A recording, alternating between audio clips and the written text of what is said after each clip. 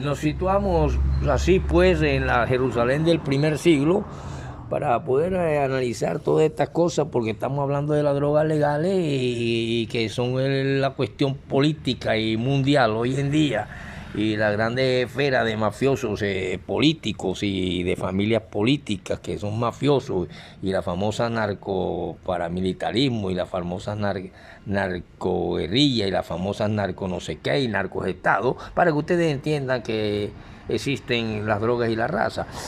Cuando nosotros vemos que en esta Jerusalén del primer siglo, donde hay un templo, donde hay unos muros exteriores del norte que empiezan a ser construidos durante Herodes de Agripa I, que gobernó en el 41 al 44, era cristiana, y que vemos la fortaleza Antonia, el templo pegado, el salón del Sanedrín, el palacio del gobernador, las casas y el valle del Tirapeón y todas esas cuestiones del Cedrón en aquella Jerusalén del primer siglo, es muy distinta a la del hoy en día, a la actual Jerusalén. Y por eso los descubrimientos arqueológicos que van haciendo que sea posible reconstruir todas aquellas cuestiones de la época, yo le dije que había un lugarcito que se llamaba el atrio de las mujeres. Sin embargo, había prohibición para que las mujeres entraran, así como había prohibición de que las mujeres usaran pantalones, hicieran cosas como los hombres, hasta que se logró la Revolución de la Rosa en el año 1963 en Francia, y entonces así allá también se fue poniendo cosas hasta que llega un Jesús y logra que las mujeres también entren al atrio, aunque ellas tenían allá su lugar.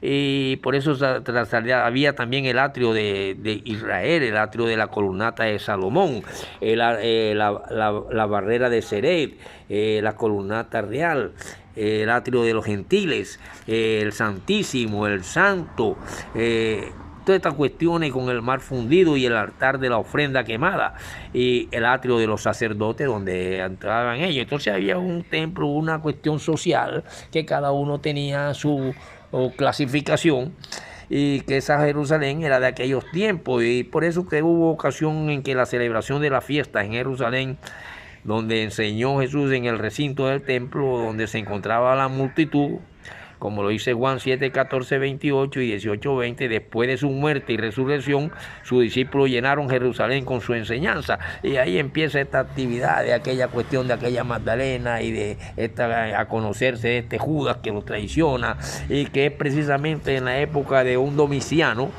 donde se suceden las más encarnizadas persecuciones contra los cristianos.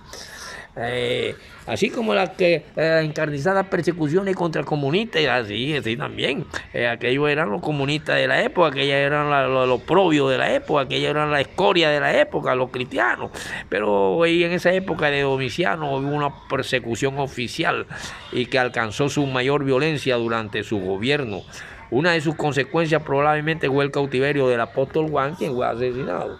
Fue el apóstol Juan que fue por tal modo, Pablo y todas estas cuestiones en las otras épocas, cuando la época de Nerón, en esta época que se juzgó al apóstol Pablo, y que en aquella época realmente cuando vamos a cuando hay que unos reyes magos, es precisamente cuando César Augusto, que nació este hombre, pero que es en las épocas de Julio César, cuando se expulsa a los judíos de Roma, y en la época que se juzga a Pablo, época de Nerón, y entonces aparece con el tiempo un Vepuciano, y en toda esa época allá había droga. La ciudad y el templo de Jerusalén fueron destruidos cuando él gobernaba, en la época de Vepuciano, y que lo hizo su hijo Tito en el año 70, y que fueron una de las profecías exactas que dijo aquel señor, y que Magdalena escuchó que él la dijo. Por lo tanto, así podemos entender aquellos pueblos, aquellas culturas, aquellas ruinas que quedaron de aquellos templos, de aquellas cuestiones, y para poder hablar un poquito y enseñarles que las drogas legales siempre han existido y las drogas ilegales. A Jesús le dieron droga en el madero que era para aliviar el dolor y quitar la sed, el famoso vinagre, pero que estaba con otros enjurgues y eso era algo legal. Resulta que aquí hablamos de marihuana, de droga, pero en sí existen drogas que se venden en las farmacias, que son las drogas que hacen y utilizan los ladrones, los sicarios, y se le dan a los soldados para que se vuelvan fieros y carniceros en el campo de batalla, y los delincuentes comunes para atracar y asesinar.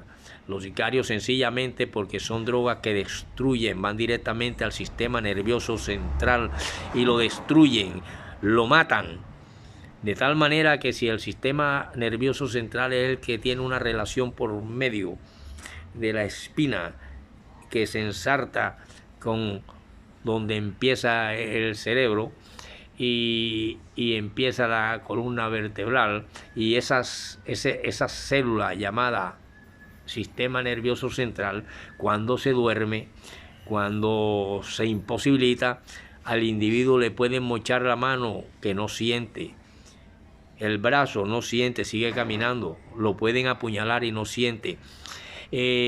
Es como explicarle esto aquí en la vida real. Hace poco unos delincuentes venían siendo perseguidos por la policía, habían atracado ahí arriba y habían asesinado a una persona que estaba en la registradora o en la caja, porque se opuso y lo asesinaron, y ellos se montaron en su motocicleta, eran dos y venían a toda prisa y pasaron por aquí, por el barrio La Libertad, y bajaron buscando la 70 por la 26, y la policía venía atrás y la policía le hizo unos tiros porque ellos le dispararon a los policías, voltearon y le dispararon, y la policía le disparó y el muchacho cayó, el uno, con un tiro en la pierna, y la gente a golpearlo y a darle trompa y a darle patada y a darle toda vaina, y la policía tratando de que no lo lincharan, y el tipo nada más miraba así y no sentía nada.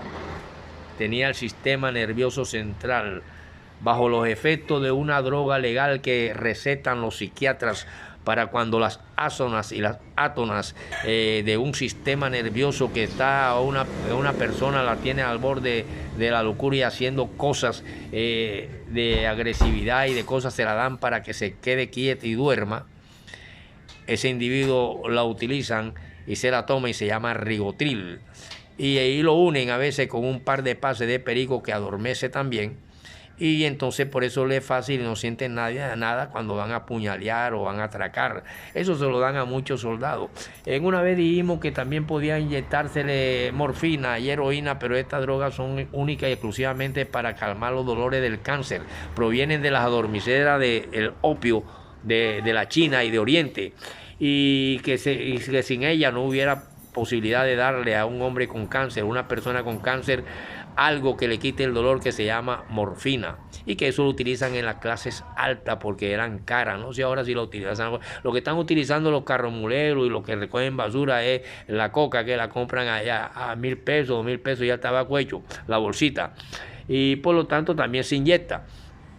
Y así de esa manera también existían drogas legales en aquella época, y aquí cualquier psiquiatra receta diazepam, receta rigotril, que pone frío el sistema nervioso, tanto que una persona de esa la pueden apuñalar y no sienten. El tipo nada más miraba a todo lo que le golpeaba y no decía nada, estaba era como, y la gente, ay, pobrecito, y botando sangre por todos lados, y la policía tratando de que no lo lincharan, porque la gente es así. Entonces, ¿qué pasa? Que son drogas legales y sin embargo existen desde tiempos antiguos en diferentes razas. A un soldado no se le puede inyectar morfina porque se queda dormido. Esas son drogas de la elegancia, no la ve todo el mundo en la calle, paran encerrados, apenas se meten esa vaina a dormir. Lo mismo la heroína, sienten como el órgano, como me dijo un amigo, y después se tiran ahí a dormir. Entonces un soldado, mejor dicho, bajo la heroína, lo joden todo porque se vas a dormir y vas a sentir otra cosa. Entonces tienen que ser drogas que van revolviendo y van metiendo pastillas que destruyen o duermen o vuelven frío el sistema nervioso para que sean bárbaros en los combates. Entonces, ¿qué pasa? Que hay drogas legales que imposible decir que no la receten los médicos. La persona es la que abusa con eso. Entonces, teniendo en cuenta estos hombres del ayer, podemos decir que hay un segundo Judas. Y ese segundo Judas es nada más y nada menos que alguien que tiene que ver con Santiago. Y que este Judas, el Galileo, al que se refirió Gamaliel cuando se dirigió al Sanedrín, en el tiempo de la inscripción que llevó a cabo Quiriminio, a quien llamaban Quirinio, el gobernador de Siria en el año 6 de la era cristiana.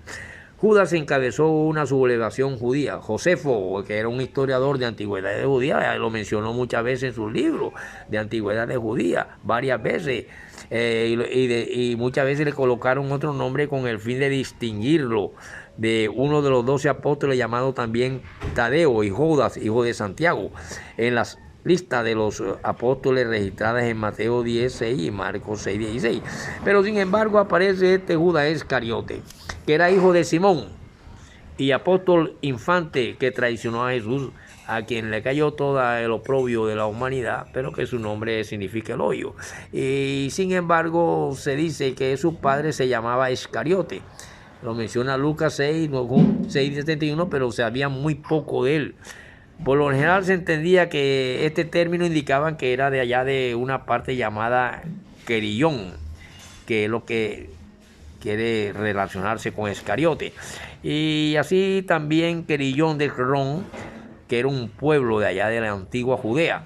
De ser así, entonces Judas era el único de los 12 apóstoles que procedía de Judea, ya que los demás eran totalmente galileos o palestinos. Por lo tanto, la primera vez que se menciona a Judas en los relatos evangélicos es en la lista de los apóstoles. Algún tiempo después de la Pascua de 31 era cristiana, y alrededor de un año y medio después que Jesús empezó su ministerio, lo dice Marcos, no lo dice el profesor Robinson, sino Marcos 3:19 y Lucas 6:16, aceptando estas cosas así. Es lógico pensar que Judas había sido discípulo por cierto tiempo antes de que Jesús le hiciese apóstol.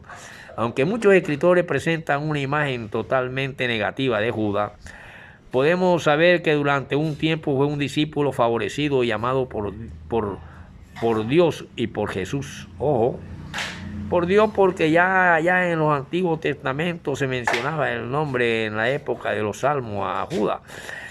Como lo prueba su elección para apóstol también. Además, le confió el cuidado del dinero que tenían en común, porque si Dios no hubiera querido, Judas no hubiera sido el que guardaba el dinero de Jesús. Sin embargo, hubieron robos de ese dinero y entonces Jesús le llama la atención y hay aquí ya una controversia, como sucede en los estados cuando el político se roba esto de la carretera, el otro se roba el otro, el tesorero de se roba esto. También en aquellas cuestiones del Sanedrín había corrompimiento, empezando por Caifás, quien fue el primer comprador de conciencia o de voto, y que fue el que dijo que todos digan, suelten a Barrabás, y por eso fue que este hombre, la tradición es la que lo asesina, y la democracia de esa época no lo asesinó la ley. Ojo, eso hay que tenerlo en cuenta. Por lo tanto, se le confió el cuidado del dinero que tenían en común todos ellos, o sea, los 12, y el que aportaba María Magdalena, lo que había favorablemente de su confiabilidad en aquel tiempo de sus aptitudes, porque confiaban en él. Pero llegó un momento en que Mateo tenía experiencia en estas administraciones de dinero y en matemáticas sabía mucho. Sin embargo, no recayó en él esta responsabilidad, sino que se la dieron a Judas. Lo dice Juan 12:6 y Mateo 10:3. Sin embargo, Judas se corrompió por completo y sin remisión alguna.